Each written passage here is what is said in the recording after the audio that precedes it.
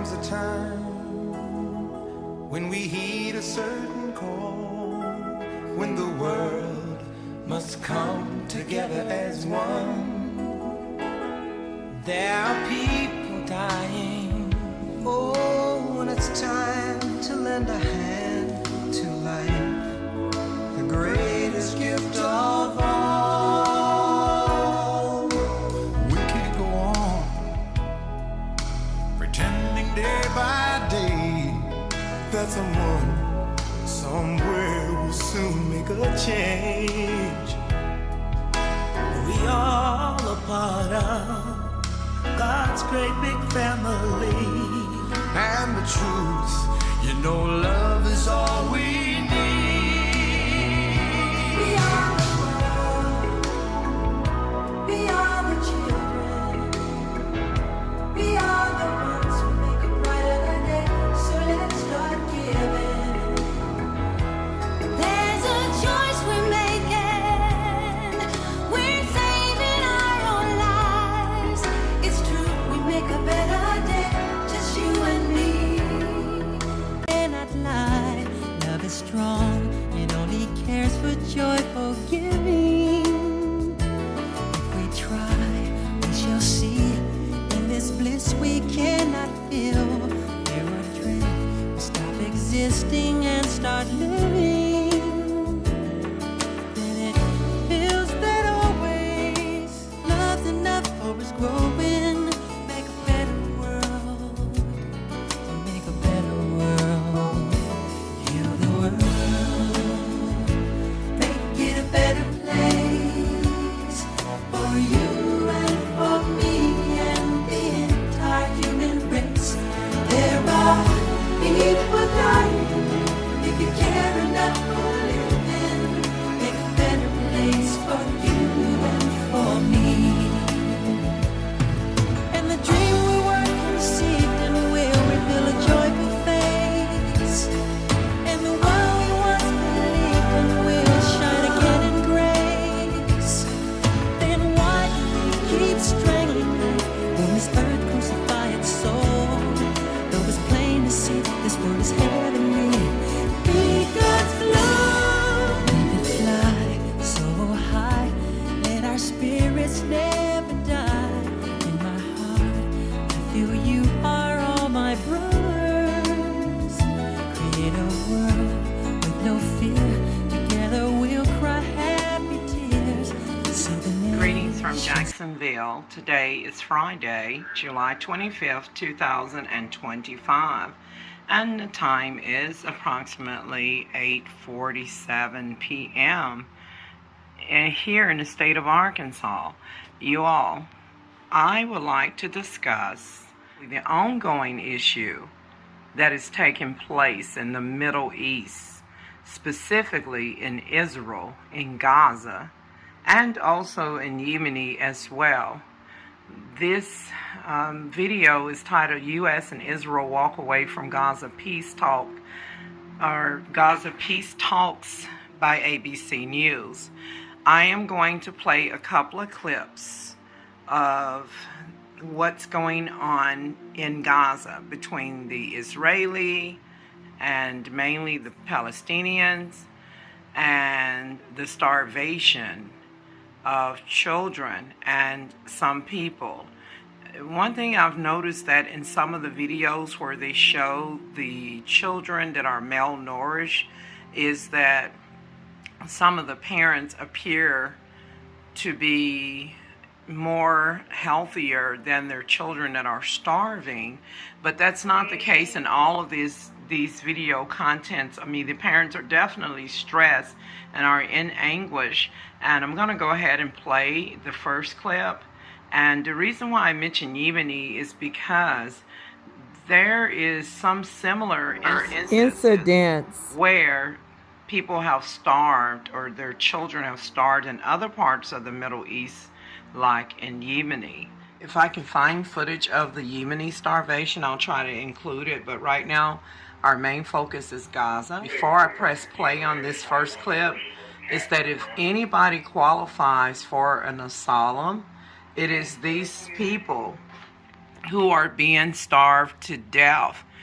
What is the purpose of the United States of America and Israel, not Israel, but the United States of America and European EU countries such as the United Kingdom, France, Italy, and Germany having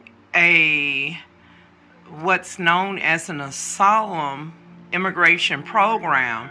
If anybody qualifies for an asylum, it should be these people who are starving. Where are their men folks? And since the people who are fighting are mainly soldiers that are, fighting and bombing and sending missiles, why can't the men, I know that they're hungry and things, but why can't the men and get their people all in a boat and say a prayer and not leave things to chance, and put their people on the boat? That would be better than sitting there getting bombed up and starving to death, facing medical conditions as well. So what have they got to lose? I mean, I'm not trying to promote crimes, but in some situations like this where it's to save a life, even if they don't own a boat, this would be a good time to take a boat hostage and sail away. If I was over there in Gaza, this is my message to the people in Gaza that are starving to death. Enough is enough. Kalas. You have to save yourself. Get in a boat. If you have a phone, bring your phones with you. If you don't have electricity, don't worry about that. You need to get in a boat and you need to sail away from Gaza, away from Israel, and go to another area where they're not bombing. And you may need to regroup there. You may not be able to sail all the way into Europe, depending on how far Europe is from where you're at in Israel, but maybe you can sail to Egypt. That probably would be closer, and then there you can eat. Egypt may or may not offer asylum. I know that they did help some of the Sudanese people when I lived there back in 2009 and 2010. There was a war going on in North and South Sudan, and they had a lot of people that were Sudanese. Now, some Sudanese are legally living in Egypt, but a lot of them were refugees. They might help you all. They may not be able to do a lot, but at least if you can get to safety, and maybe their government can put you all up in a makeshift shelter, and you can have maybe some rice and some lakman, meaning meat, and some baladi aish, some bread, or some people call it khubz. If you're in Morocco, they say khubz for bread. But you need food, you need nutrients before you could even continue your journey on into Europe. And then there you can get an asylum, and if all else fails, if not Europe, come to the United States of America. You can get an asylum here.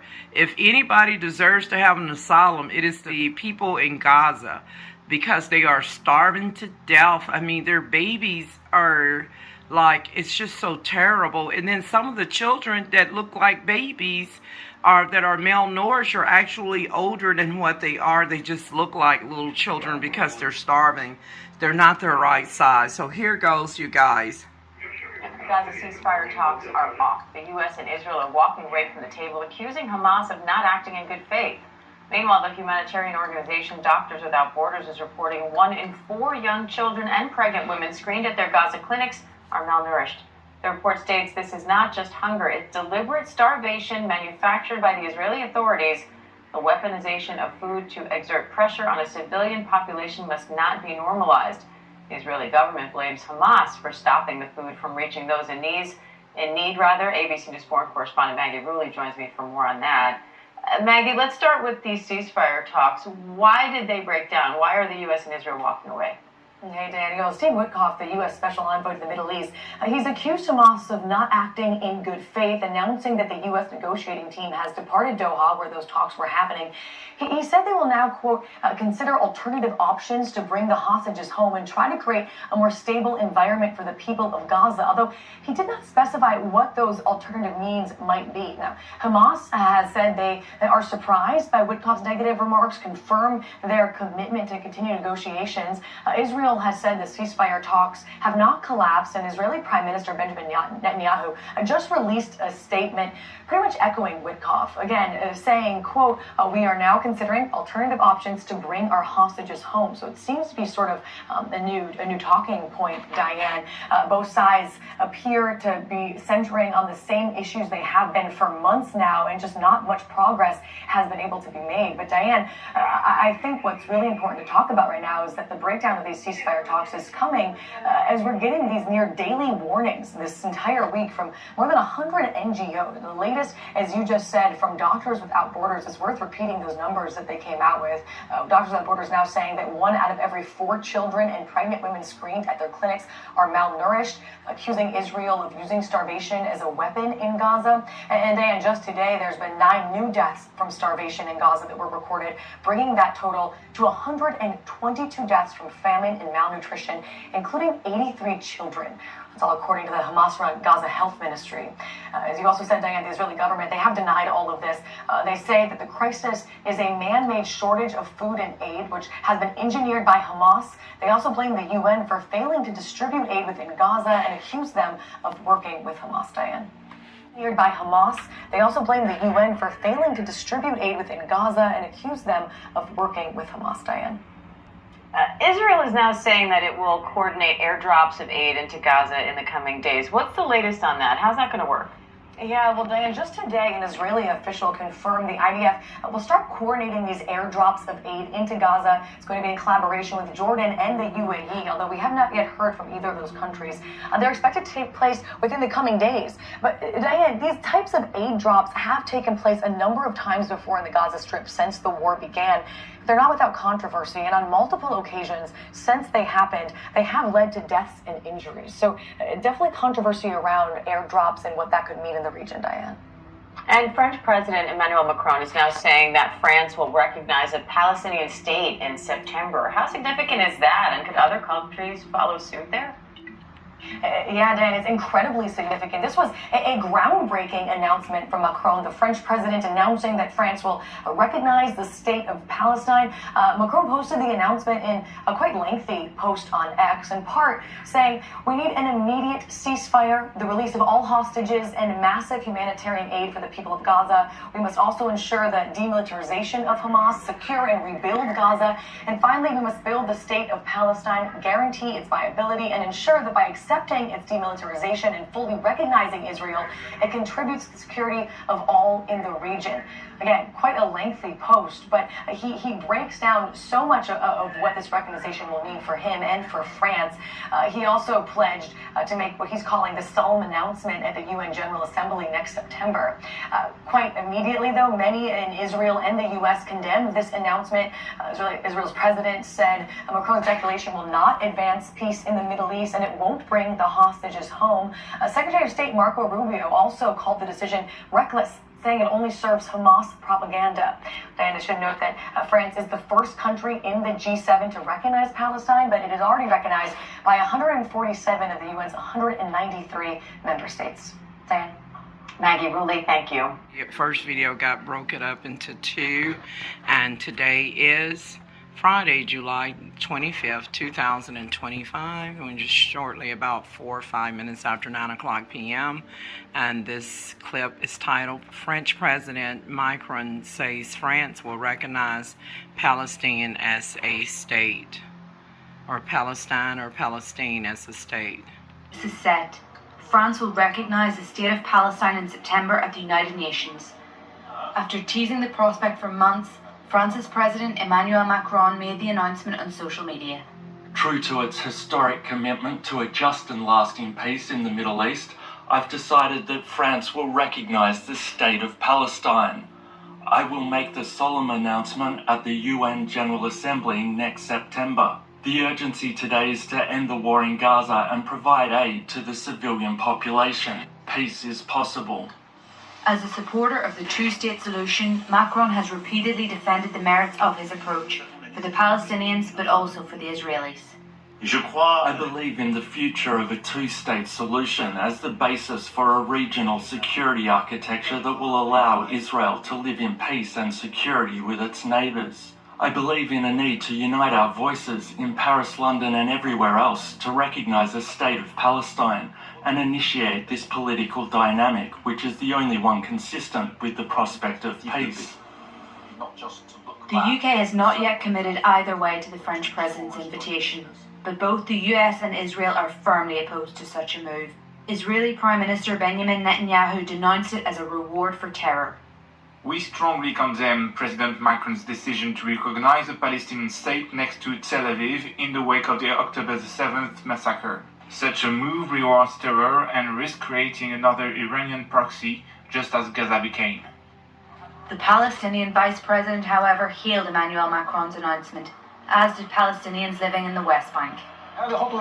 This is a very important step, and we have been waiting for it for a long time. We thank the Republic of France for this decision, and we hope it translates into action. In total, 147 countries recognize the state of Palestine. This number has been growing. Last year, 9 countries, including Spain, Norway and Ireland, formally recognized the state, each time drawing strong condemnation from Israel. Season tickets aren't. And this morning, Gaza ceasefire talks are off. The U.S. and Israel are walking away from the table, accusing Hamas of not acting in good faith. Meanwhile, the humanitarian organization Doctors Without Borders is reporting 1 in 4 young children and pregnant women screened at their Gaza clinics are malnourished. The report states this is not just hunger, it's deliberate starvation.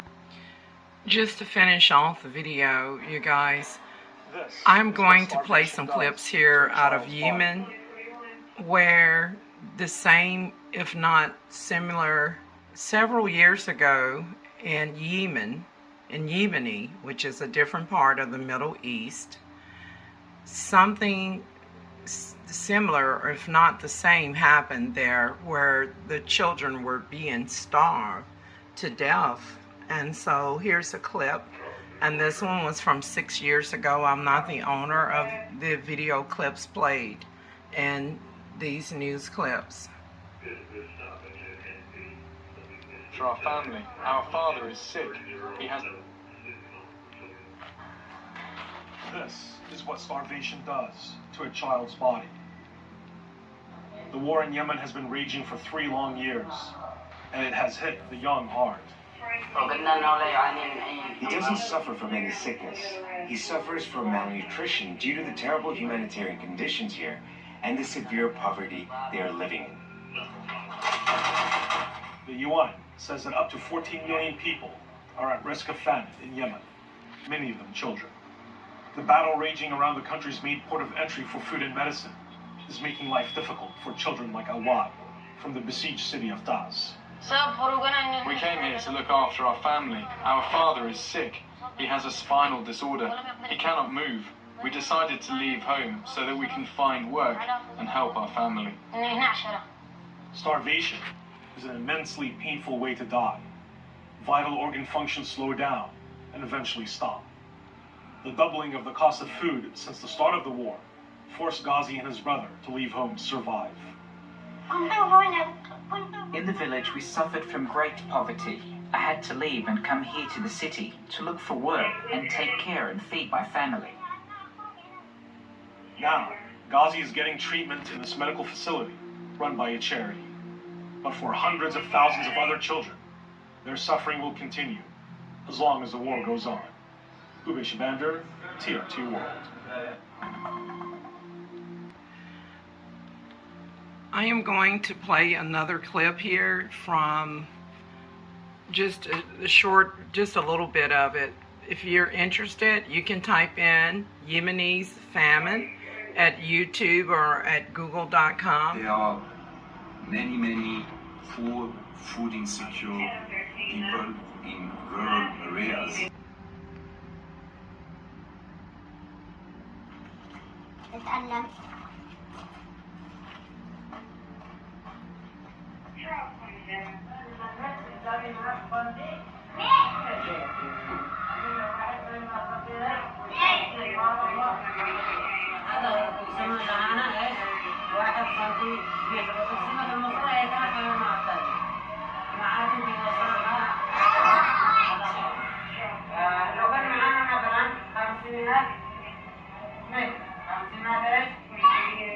بالنسبة لأكل الأطفال الصراحة أكل خبز أما من القاطع أو من الذرة الحمراء اللي يزرعوها هنا البلاد، وبعضهم يعني شاي، بعضهم حليب من البقر، وبعضهم ياكل أقراص ما يحسش السكر. موجود هذا، وأن التغذية لها دور أساسي في التركيز، في قوة العقل، في التحمل على الاستماع. إذا بك جاوع شوية أنه يدوخ أو ياكل. أولاً وقت الطابور، لأن الطابور مستمر نصف ساعة، بعضهم يدوخ وينقلب، وبعضهم يعني مع الراحة ويلقط نفسه ويروح لأنه جاوع. ومن هذا يعني ضعف في التحصيل، لأنه الغذاء مثل الماء كالزهر.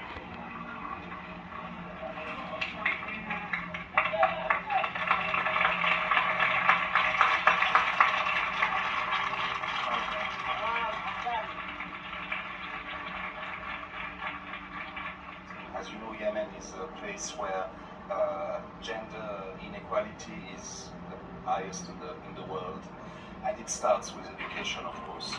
To attract girls to attend school, we distribute on a quarterly basis a food ration, a dry ration, and the girls are taking such a home.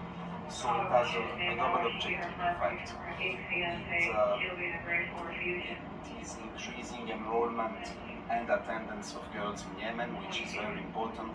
The second objective is that it creates, in fact, a safety net, okay, where the entire family can benefit from additional food on a regular basis.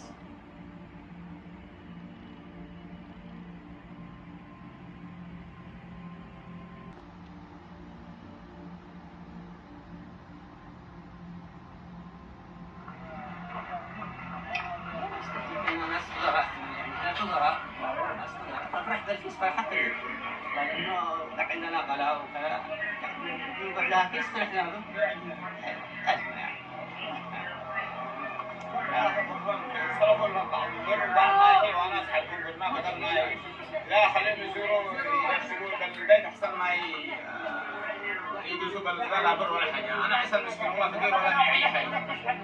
سحبنا اذا في بر ردينا.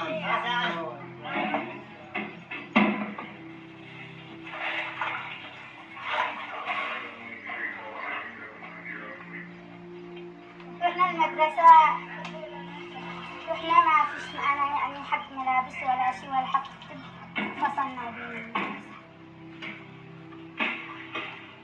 اليوم رحنا مع الإمام ورجعنا نروح نشتغل بالبيت، أشغال يعني مصباغات، خبزات.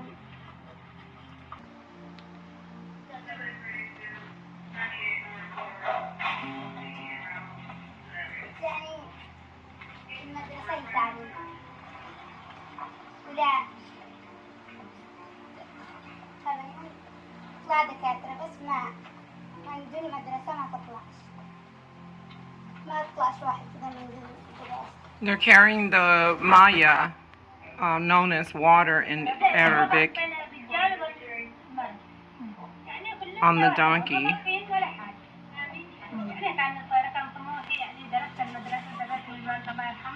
كان طموحاتي انني اكون دكتورة، يعني بعدين تعلمت اللغة العربية السعودية وخرجنا، جت الأزمة وخرجنا هنا، جينا هنا يعني عشان نتعلم ما قدرناش يعني نواصل المدرسة نتعلم منها يعني من كل اللبس وممكن يعني دفاتر أقلام حاجات كبيرة ما قدرناش، ما قدرش الوالدة إني وحدها هنا، يعني بعدين خلاص اترك المدرسة.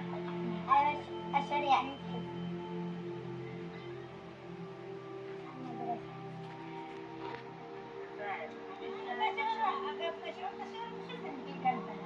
أنا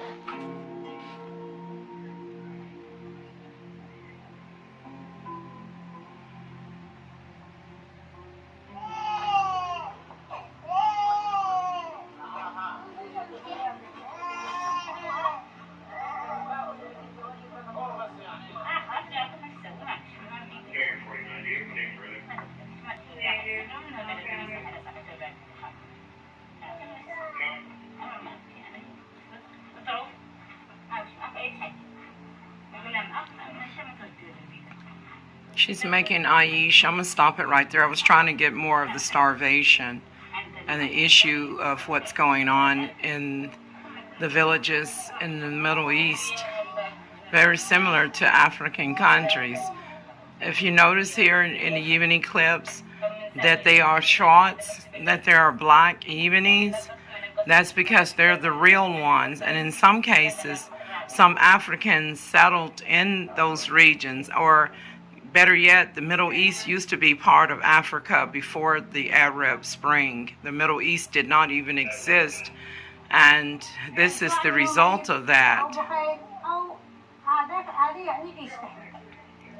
The lighter skinned ones that you see, those are mixed race people in North Africa and the Middle East, because of fair-skinned women from European countries oftentimes intermarry from the United Kingdom, from Germany, from the United States, and from Russia. So you'll see some that are lighter skinned in Yemeni, but those are mixed race. These are the real people of Yemeni and the Middle East. They're black, Schwarz, but they're a different breed of blacks. Schwarz meaning black in German language.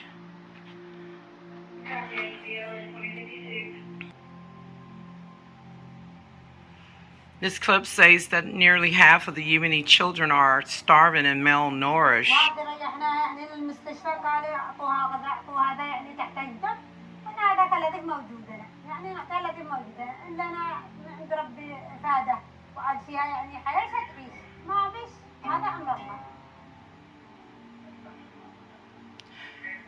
It will be interesting to get their DNA test on to see exactly what is their nationality and where did they come from. Famine. This is another clip out of Yemeni. This was 5 years ago, titled, "Who's Responsible for the Famine in Yemen?" And it was uploaded by newsmakers. Millions are on the verge of starvation in war-torn Yemen. Aid agencies say they can no longer ensure delivering food to those in need because of increasing threats against them. I'm Maria Ramos, and today's newsmaker is the humanitarian aid blockade in Yemen.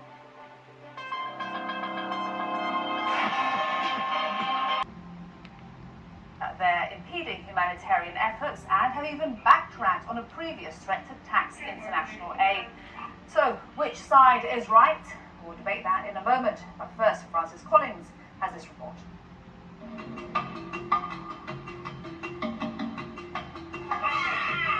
The United Nations calls it the world's biggest humanitarian crisis. The civil war in Yemen has devastated a country, displaced 3.5 million people, and killed tens of thousands. With millions on the verge of starvation, it's also created the world's biggest aid operation, one that is now under threat. The World Food Programme claims that aid is being weaponized. But 15.9 million people in Yemen go to bed hungry every day. 14 million need immediate help to sustain or save lives, and famine is a strong possibility. 80% of the people receiving food aid are in the Houthi rebel-controlled areas of the country. Officials there had considered imposing a 2% tax on humanitarian assistance. They've since backed away from that idea, but nonetheless, agencies have faced some serious problems in the last year. Lack of travel permits, intimidation of aid workers, and other restrictions have slowed the delivery of food aid to where it's needed, and there's now concern that aid deliveries could be scaled down. The interference now of authorities is so severe on so many fronts. It's so difficult to work that I have never been as worried for this lifeline for people in need in Yemen as I am today. The agencies have also faced problems in areas controlled by the Saudi-backed Yemeni government, but according to the United Nations, these have been less dramatic. Aid groups, donor nations, and the UN met in Brussels last week. They say they've jointly decided to recalibrate or even suspend aid if the situation doesn't improve. The complication is that any concerted action could affect the efforts to bring to an end Yemen's ongoing war, and any suspension of aid could prove devastating for the people in need. Francis Collins, The Newsmakers. Here's another clip. Extreme malnutrition. Yemen's mass starvation, a war crime. The stream uploaded by the stream. Where a 4-year war has left families impoverished and in desperate need of aid. According to the UN, around 10 million Yemenis are on the edge of famine. But images like those of 12-year-old Fatima Koba suggest otherwise. When this video was filed 2 weeks ago, Fatima weighed only 10 kilograms. Since fighting between Houthi rebels and a Saudi-led coalition started in 2015, an estimated 85,000 children under the age of 5 may have starved to death. That's according to the charity Save the Children. So who should be held responsible for the thousands of Yemenis who have died from starvation? Joining us to talk about this, in Gothenburg, Sweden, Afra Nasser, a journalist and founding editor-in-chief of the Sana Review. In Paris, Hakim Khalidi is a humanitarian worker and Yemen project coordinator for MSF. And in Oxford, in the United Kingdom, David Keane. He studies the politics of famine and is a professor of conflict studies at the London School of Economics. It's good to have you here, guest. I wish it was under better circumstances. So the UN describing what's happening in Yemen as the worst man-made humanitarian crisis of our time. Let me show our audience some of the statistics so they can kind of get it into their head what this actually looks like. So, 20 million people don't have access to food or have difficult access to food. 10 million people suffering from extreme hunger.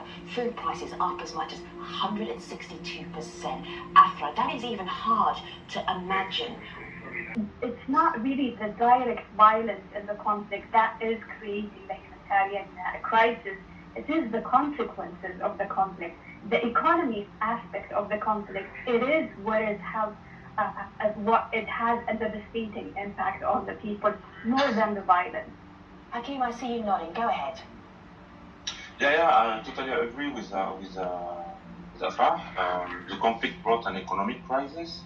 There is also an embargo since 2015 imposed by the Saudi-led coalition, who imposed drastic restriction regarding the trade and the economical exchange.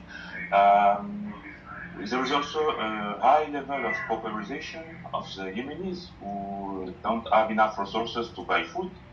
But at the opposite, there is food on the market. When you go to Sana'a and even to Hodeidah city, for example, there is food on the market, there is fruit, there is vegetables. The problem is for the people how to access this food. The consequence of this economic crisis, it is that the people don't have enough financial resources, but at the same time, there is a UN agency, the World Food Program, who is bringing food to Yemen. So.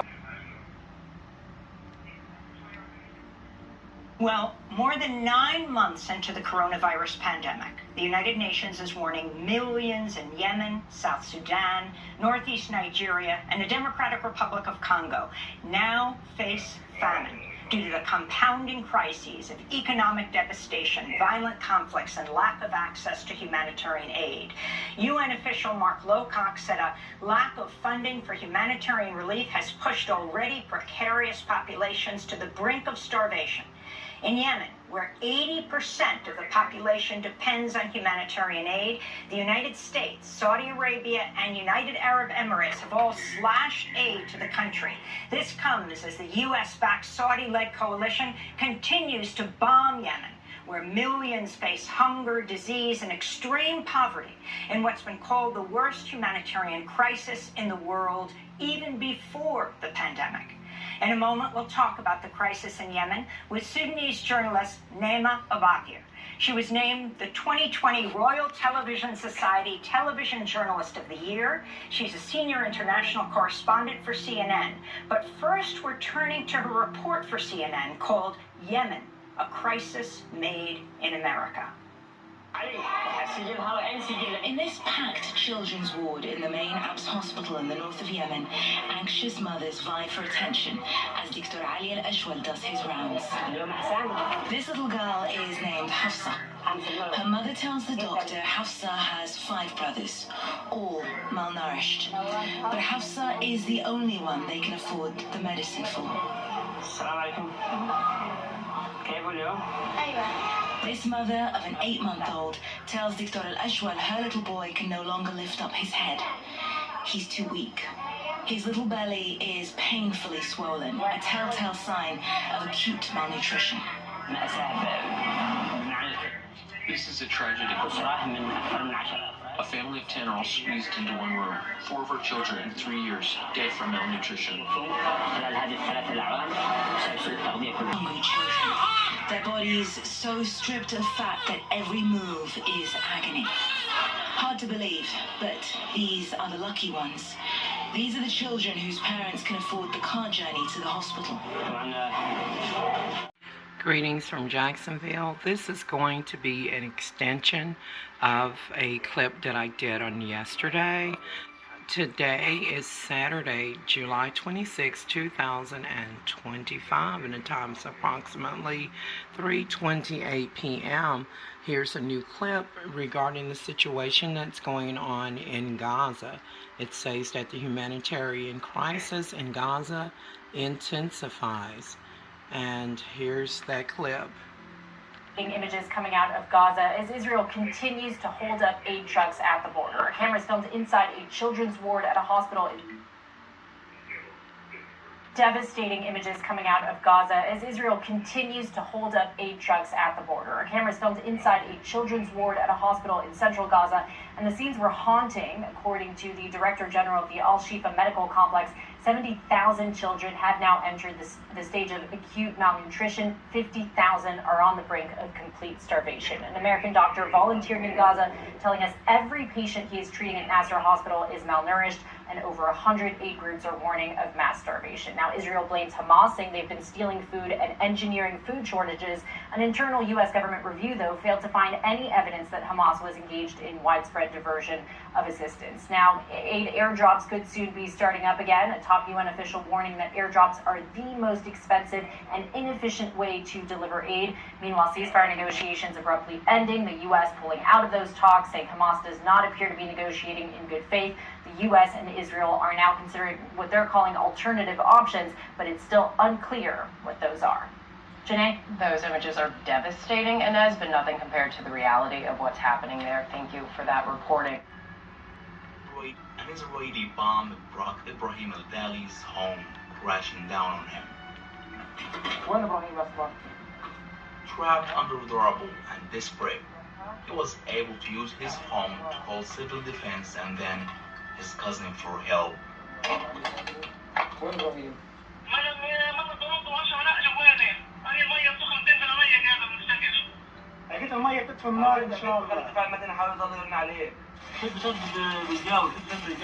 But help never arrived.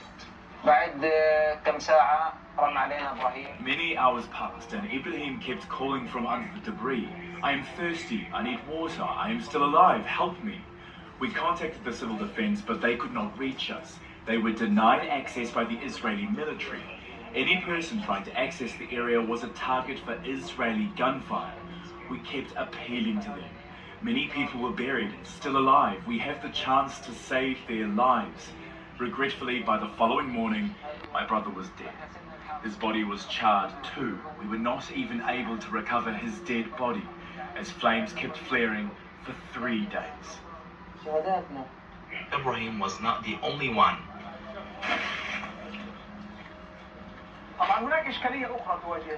All our attempts to coordinate to try to reach them were unsuccessful. They were killed. These were only a few, a tip of the iceberg. Dozens, even hundreds, if not thousands, were killed in the same manner, as our crews were not able to reach them in time.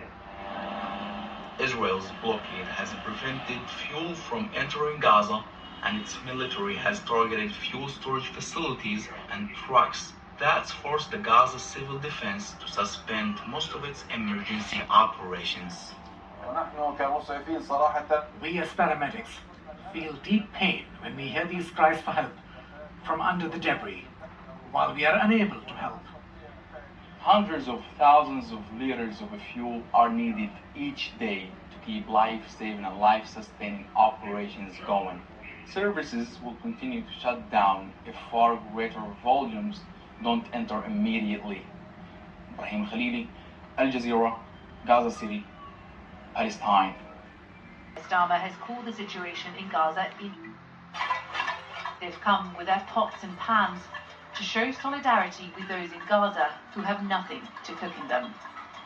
From all walks of life, haunted by the images of starvation.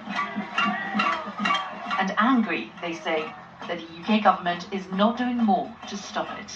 Their family needs to wake up, the UK government needs to wake up and make a change, because it's disgusting sitting here and watching the tragedy unfold, the genocide unfold. What we're seeing now is mass starvation, which is going to affect generations of Gaza. And of course what's going on in the West Bank as well, killings in the West Bank, will add insult to injury. Intentional what's happening in Gaza, and I want him to recognise that. And I also want him to stop arming Israel as well, because the UK is complicit in this. Keir Starmer has called the situation in Gaza indefensible, and in a call with the French and German leaders urged Israel to lift the aid blockade, but it's actions, not words, that these protesters want. One of the things that people here feel is in their power is to make as much noise as they can and hope that it will be heard over there, beyond the gate of Downing Street, and that discontent will reach the ears of the UK Prime Minister. The situation on the ground in Gaza is intolerable. A Prime Minister increasingly under pressure from members of Parliament, more than a third of whom have signed a letter urging him to recognise the Palestinian state after France committed to doing so. On this video titled Pressure Growing on the UK Prime Minister, hundreds protest against support for Israel. So they do not agree with what's going on. It really breaks my heart is the previous clip I showed before this, where a young man that was full of life was trapped under rubble. He was able to use his phone to call after his building was bombed and let his family and the emergency services know that he was trapped under the rubble, that his building had been bombed. And his brother came to the scene and was speaking to him, but emergency help never arrived. They kept pleading. Because of the bombing, they couldn't get in. They were turned away. And so his brother lost his life. And the thing is that I'm in the United States of America. I'm an American. But we are not like, even if our country isn't perfect, I must say that in situations like this, that we have a team of emergency personnel, including firefighters, that would have used special tools to go under the amori, meaning building, in Arabic, to go into the sha'a that has been bombed, meaning flat or an apartment, to pull the people that are trapped underneath the rubble. They had a proper fire department like we have in America, where they're trained to use like jaws of life, where they have special equipment and tools that will allow them, including bulldozers, to remove big brick stone rubble to the side while they rescue people. I know that our fire department went to Turkey and Syria when they had an earthquake and a lot of people were trapped under the rubble, and our firefighters, saved lives, and then for some did not make it, but at least the families were able to recover the bodies of their lost loved ones and lay them to rest. This young man said that that he can't even get his brother's body out of there to go and lay him to rest, to have a proper burial. This is so sad on I don't know how many levels. This is the ugly side of war. I highly recommend the people that are remaining in Gaza to leave, hijack a boat. I'm not a person that, encourages criminal activity, but this is a life-saving measure. How far are you people in Gaza from the shore of water? Where are the boats? Find the boats. Where are the boats? You need to go to the Maya, to the water, and you need to sail away. Make sure if you can get life jackets, please get life jackets and things, and get your people on a boat. And maybe who knows, maybe you will be able to have a net and catch a fish along the way so that you will have some food. Who knows? But you need to get out of Gaza. Let the soldiers fight, and take what's left of your family and your friends and people and get the heck up out of there, because it's not going to get any better. So this is something that you all should have done ahead of time.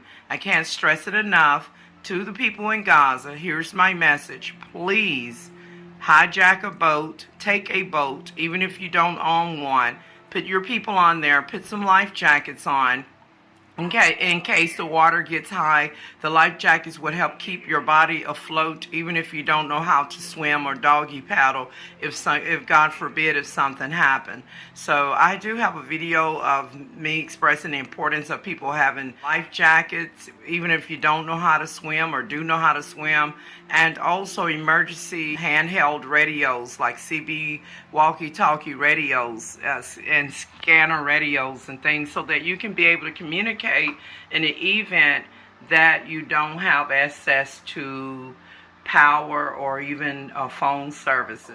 And I actually will be including that video about that in the description box, where an incident took place in an area where I used to live in Asheville, North Carolina, the state of Arkansas now, and they had a hurricane called Hurricane Helene, and it was devastating, and people could not get through. Some people could not get through their 911, or their lines were jammed, and it was just crazy. And this would have been a perfect time for people to have life jackets. It would have been a perfect time for people to have emergency handheld walkie-talkie CB radios.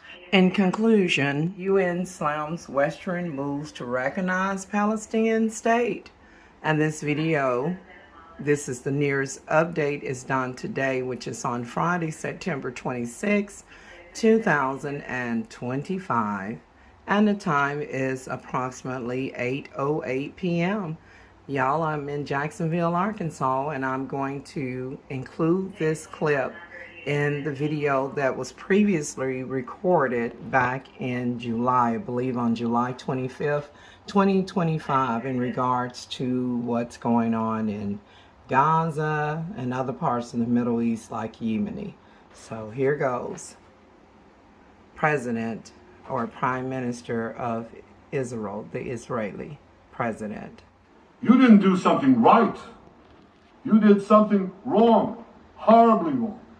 Israeli Prime Minister Benjamin Netanyahu sharply denounced Western countries on Friday for embracing Palestinian statehood. Speaking at the UN General Assembly, the Israeli leader pushed back in his harshest terms yet against the diplomatic moves by leading U.S. allies, including Britain and France. The leaders who recognized the Palestinian state this week sent to the Palestinians, it's a very clear message.